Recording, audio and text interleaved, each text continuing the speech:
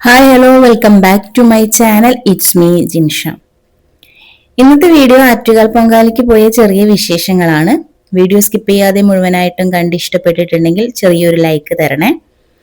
ഒപ്പം നിങ്ങൾക്ക് എൻ്റെ ചാനൽ ഇഷ്ടപ്പെട്ടിട്ടുണ്ടെങ്കിൽ ഒന്ന് സബ്സ്ക്രൈബ് ചെയ്ത് എന്നെ സപ്പോർട്ടും കൂടി ചെയ്യണം. അപ്പൊ നമുക്ക് വീഡിയോയിലേക്ക് പോവാം. കഴിഞ്ഞ തവണയാണ് ഞങ്ങള് ആദ്യമായിട്ട് പൊങ്കാല ഇടാൻ പോകുന്നത്. ഞാനും ചേച്ചിയും അനിയത്തിയും കൂടിയാണ് പൊങ്കാലയ്ക്ക് പോയിരുന്നത്. ഇത്തവണ അവള് നാട്ടിലില്ലാത്തത് കൊണ്ട് തന്നെ വരാൻ പറ്റാത്ത സാഹചര്യം ആയതുകൊണ്ട് ഞാനും ചേച്ചിയും കാശിക്കുട്ടനും കൂടിയാണ് പൊങ്കാലയ്ക്ക് പോകുന്നത്. ചൊവ്വാഴ്ച വൈകുന്നേരം 9:30 മാവേലി എക്സ്പ്രസിലാണ് ഞങ്ങൾ ടിക്കറ്റ് ബുക്ക് ചെയ്തിരുന്നത്. സ്റ്റേഷനിൽ എത്തിയപ്പോഴാണ് 1.5-2 മണിക്കൂറോളം ട്രെയിൻ ലേറ്റ് ആണെന്ന് അറിയുന്നത്. ഒരു 11-11:45 ആയപ്പോഴാണ് ട്രെയിന് വന്നത്. ട്രെയിനിൽ കയറി കുറച്ച് ഉറങ്ങി കഴിഞ്ഞപ്പോ തന്നെ പെട്ടെന്ന് തിരുവനന്തപുരം എത്തിയ പോലെയായ ഒരു ഫീൽ ആയിരുന്നു കേട്ടോ.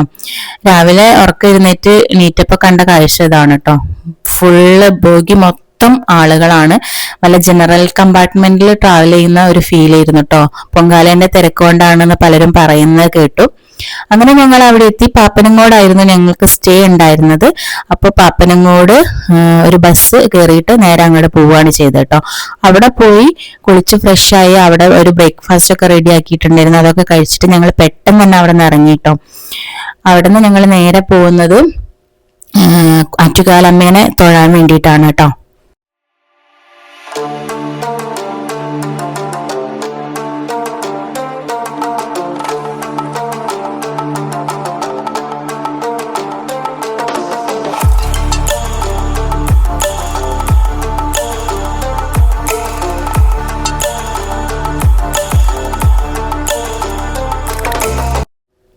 കഴിഞ്ഞ തവണ ഞങ്ങള് പൊങ്കാല ഇട്ടത് കിള്ളിപ്പാലം എന്ന് പറഞ്ഞ സ്ഥലത്തായിരുന്നു കേട്ടോ.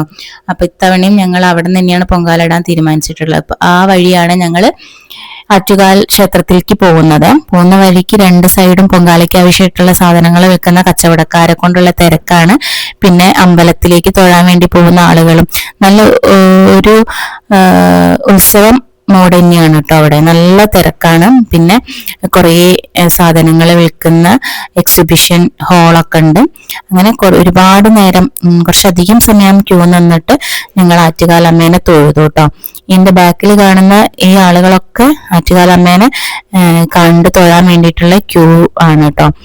ഇത് എന്ന് പറയുന്നത് ആ ഗ്രൗണ്ടില് പൊങ്കാല ഇടാൻ വേണ്ടിയിട്ട് അടുപ്പ് കൂട്ടി സ്ഥലം പിടിച്ചു വെച്ചിരിക്കുന്ന ആളുകളാണ് കേട്ടോ. ഗ്രൗണ്ട് മൊത്തം ഇതുപോലെ തന്നെയാണ്.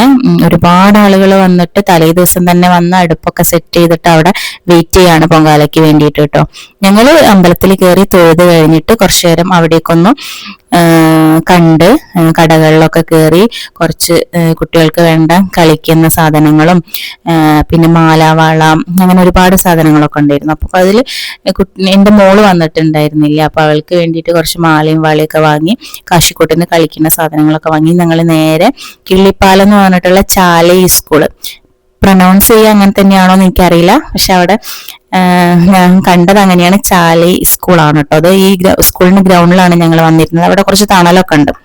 അപ്പൊ ഞങ്ങൾ കുറച്ചധികം സമയം അവിടെ ഇരുന്ന് വൈകുന്നേരം ആയപ്പം അവിടെ ഓരോ പരിപാടികൾ ഉണ്ടായിരുന്നു കേട്ടോ. ഓരോ സ്റ്റാളുകൾ ഉണ്ടാകും ഇങ്ങനെ ഓരോ പൗരസമിതിന്റെ.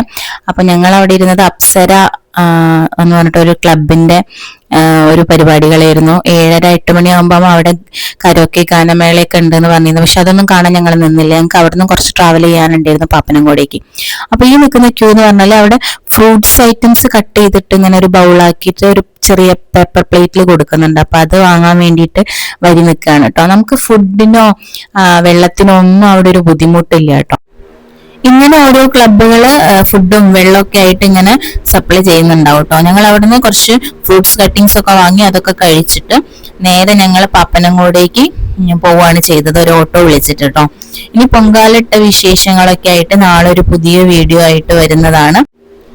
ഈ വീഡിയോ നിങ്ങൾക്ക് എല്ലാവർക്കും ഇഷ്ടപ്പെട്ടിട്ടുണ്ടെങ്കിൽ ഒന്ന് ലൈക്ക് ചെയ്ത് നിങ്ങളുടെ അഭിപ്രായങ്ങൾ കമന്റ് ചെയ്യുക. അതുപോലെ തന്നെ എൻ്റെ ചാനൽ ഒന്ന് സപ്പോർട്ട് ചെയ്യുക, സബ്സ്ക്രൈബ് ചെയ്യുക. ഞാൻ ലൈഫ് സ്റ്റൈൽ വ്ളോഗുമായിട്ട് ഇനിയും വരുന്നതായിരിക്കും. Thank you for watching.